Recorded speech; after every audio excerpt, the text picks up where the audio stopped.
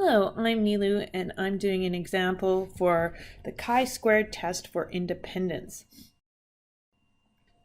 Health Canada wants to see if the smoking rates are different for young men and women. A random sample of 400 Canadians aged 20 to 24, 200 men and 200 women, were asked if they smoke on either a daily or occasional basis. 40 of the men smoke, but only 22 of the women. The table below shows the number of smokers, daily and occasional, by gender. At the 5% level of significance, is there enough evidence to conclude the smoking rates are different for men and women, i.e., to conclude that smoking depends on gender? So the question here is asking us if smoking depends on gender. So this is a test to see if smoking and gender are independent or dependent. So we need to conduct a hypothesis test. We're going to do this at the 5% level of significance. So first things first, we have to determine what our hypotheses are. So we have our two variables, whether a person smokes or not, listed right here, and the gender of the person. So those are the two variables we are to see if they are independent or dependent. So our null hypothesis, our default statement, is always one of independence, that the two variables are independent. In this case, that smoking is independent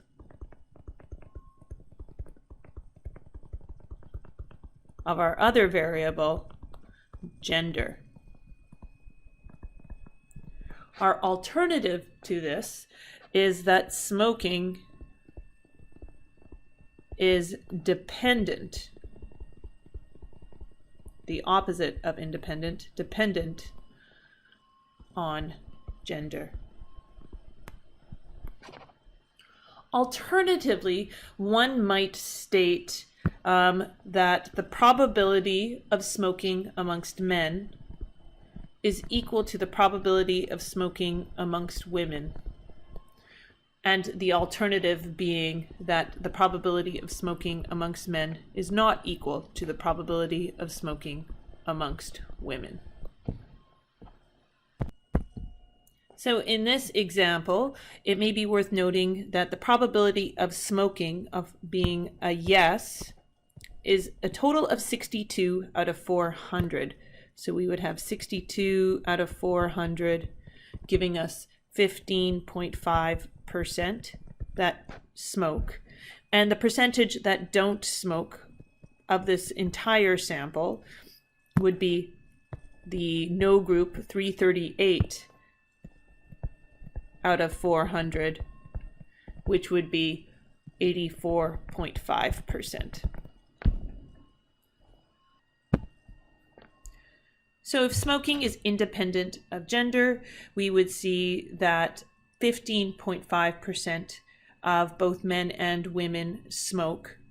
And of course, because this is a sample, we would see that the results may be slightly different, but that they would be have a small enough difference that we would consider it statistically insignificant. Moreover, we're trying to prove that that null hypothesis is not true. So we're looking to see if the difference between men and women from the 15.5% yes that they do smoke is big enough that we could say that we could conclude that it is not independent and indeed dependent on gender. So in order to do this, we're going to look at the chi-squared critical value from our chi-squared table. Now note, this is not to be confused with our t-table.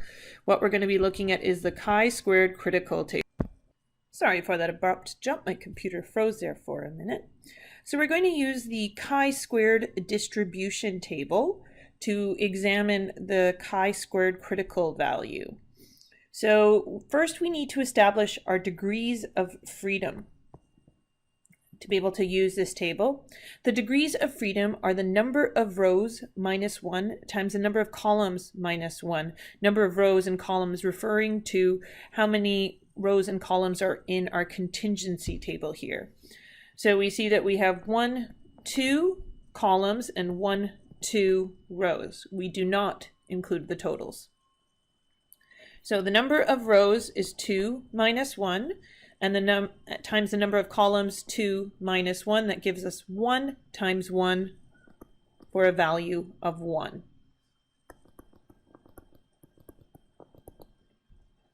So now we know our degrees of freedom are 1. So we're going to look down this row. And we also need to consider the significance level. And we have a significance level of 5%. So I'm going to go down 0.05, as that is our 5% column.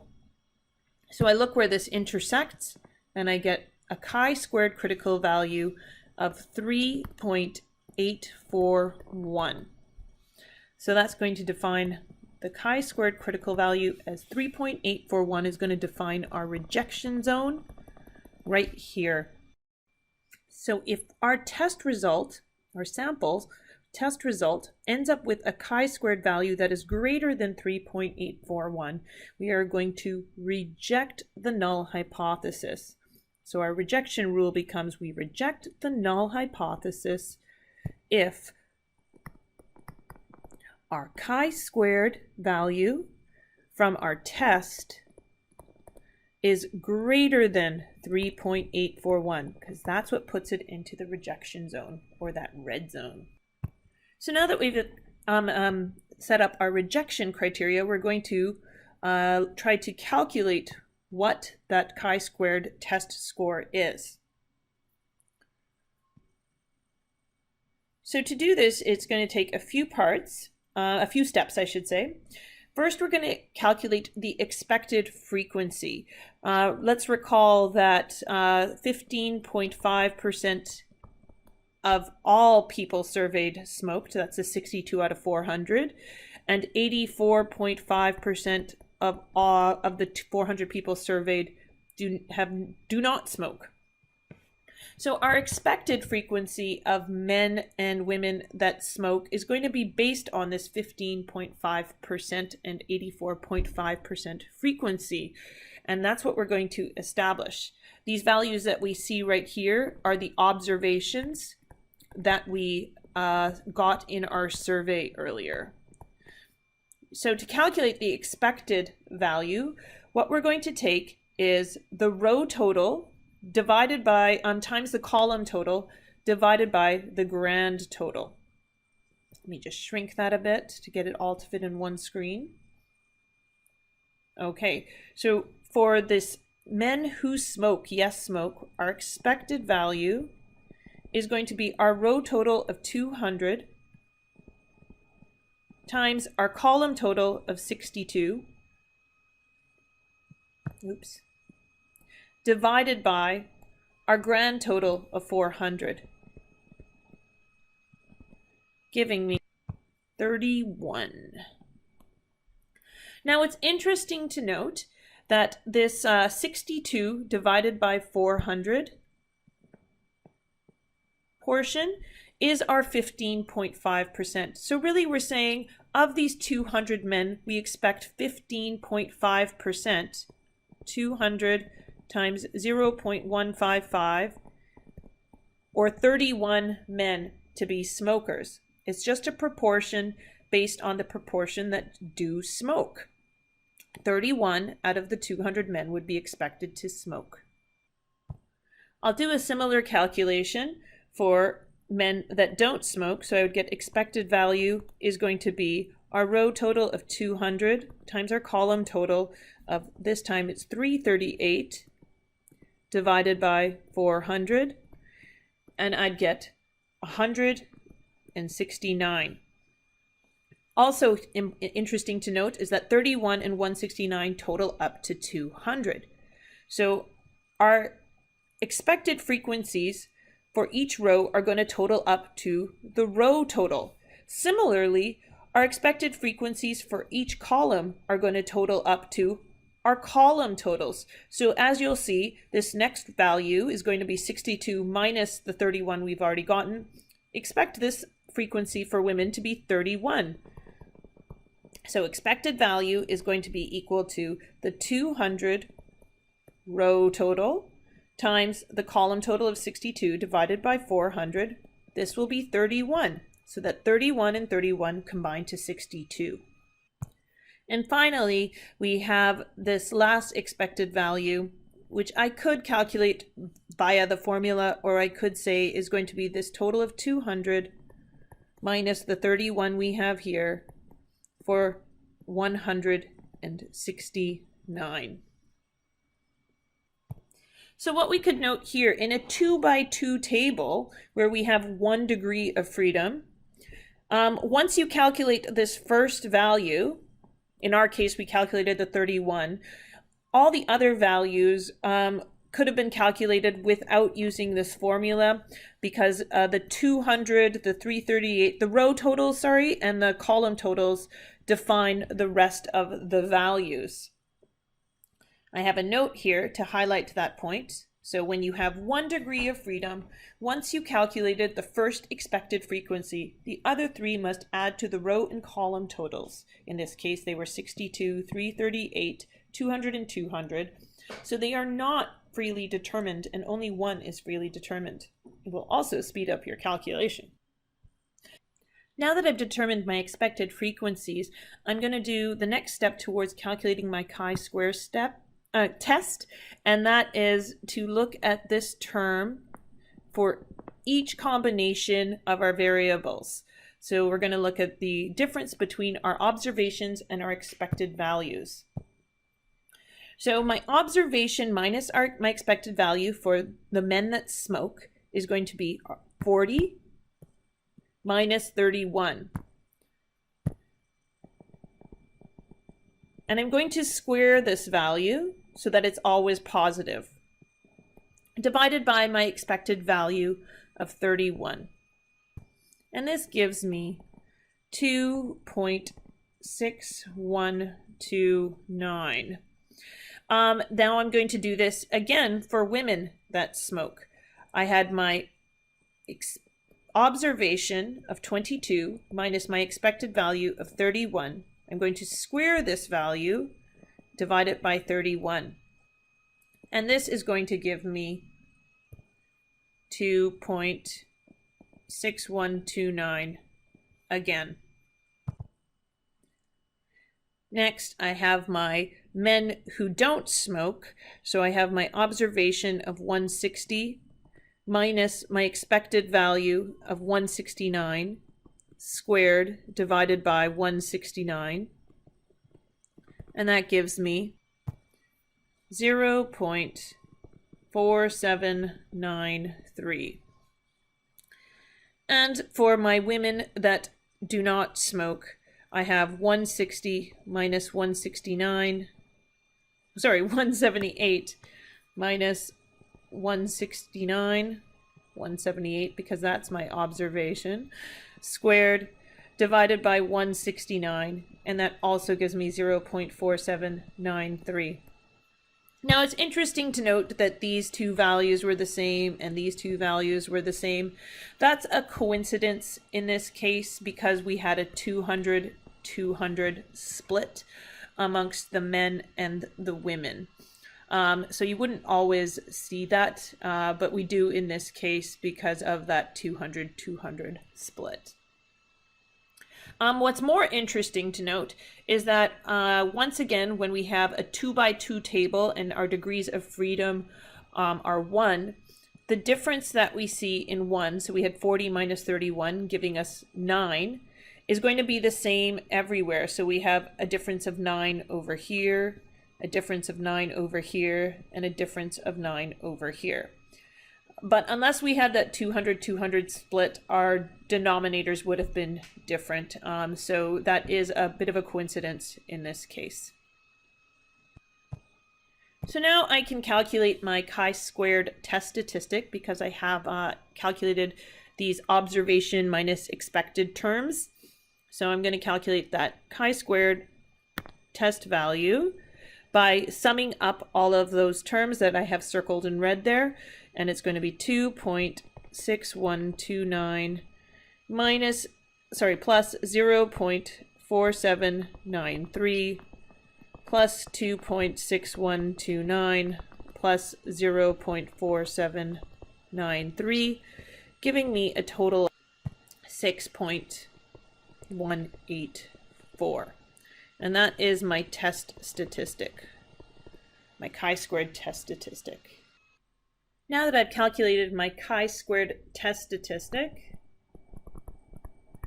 of 6.184, I can now compare this to my chi-squared critical value.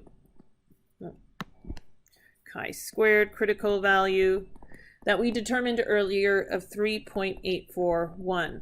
So if I were to look at this in terms of our curve, we have our critical value 3.841 defining the rejection zone or the red zone, and we get our chi-squared critical value, our chi-squared test score of 6.184 above the 3.841. It enters that red zone, so we are going to reject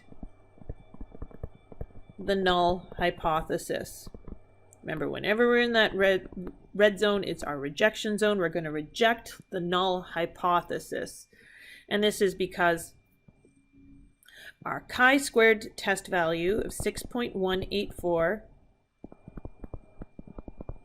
is bigger than our chi-squared critical value of 3.841. A reminder that when we're doing our chi-squared test, it's always going to be a right-tailed test. So we're always going to have our rejection criteria be that chi-squared from our test is greater than our chi-squared critical value. Okay, so what is our concluding statement? So for this problem, we were examining it at the 5% significance level. So at the 5% significance level, is there not enough evidence to reject our null hypothesis?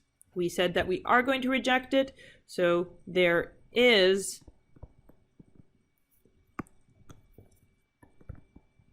enough evidence to reject the null hypothesis and conclude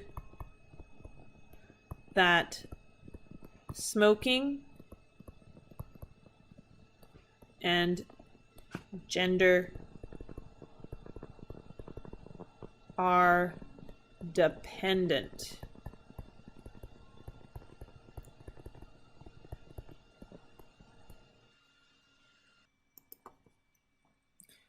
Okay, so there's our concluding statement. Now, the next part of this question asks us, could you reject the null hypothesis at the 1% level of significance? So to determine this, let's look at the chi-squared critical value for 1% level of significance. I'm going to scroll back up to our chi-squared distribution, our chi-squared distribution table, and we're going to go to the 1% level of significance, and that's this column here.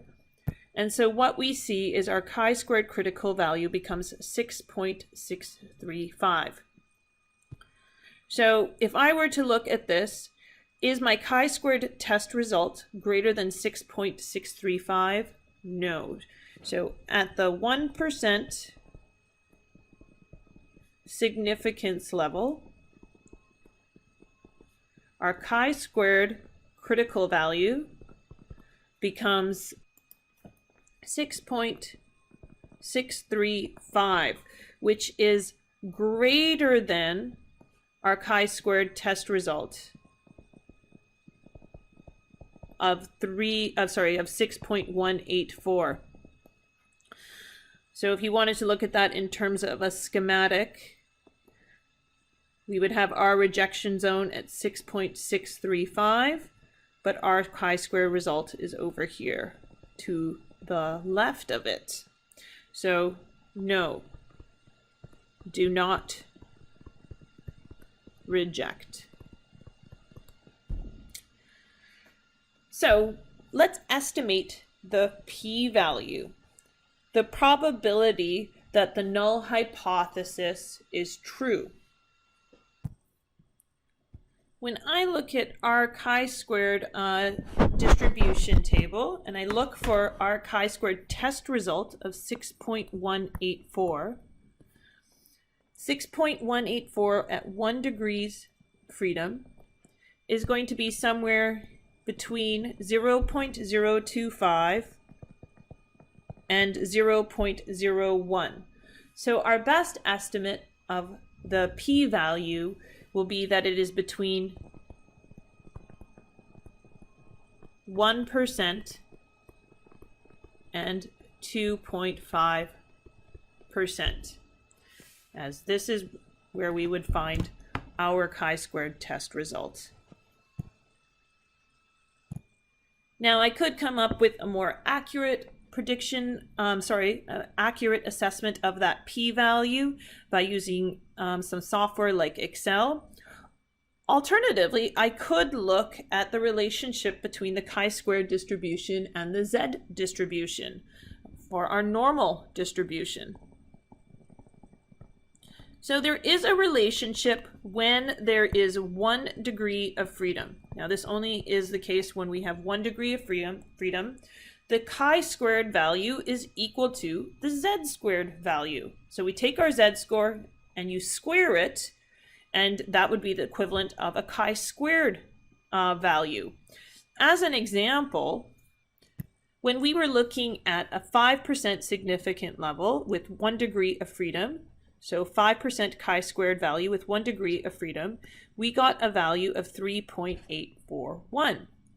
Now, with a normal distribution, a two-tailed 5% significance level, we would have 2.5% in this tail and 2.5% in this tail, so both the right and left tails, we'd have 2.5%. And if I were to look that up in my z-score table, I would find 0.025 to correspond with this left tail right over here, giving me a z-score of negative 1.96. And that z-score of 1.96, if I were to square it, I would have 1.96 squared. It would give me 3.841. And there you go. I could use that to look up what the p-value is. This is outside the scope of the course, but I just thought I'd throw that one by you in case you're curious and you can try that exercise for yourself. And that concludes part 2 of our test for independence.